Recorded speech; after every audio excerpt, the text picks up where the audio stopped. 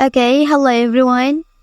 Here I want to provide a tutorial on how to lock focus on camera in Realme C67 device.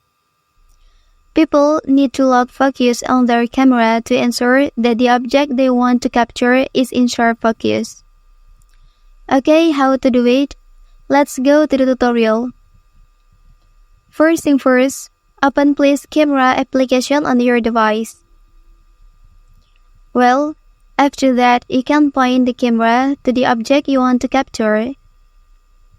After that, long press on the object until the following statement appears at the top of the screen.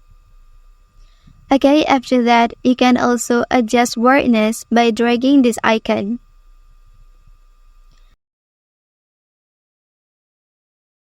Okay, that's the tutorial on how to lock focus on camera in Realme C67 device.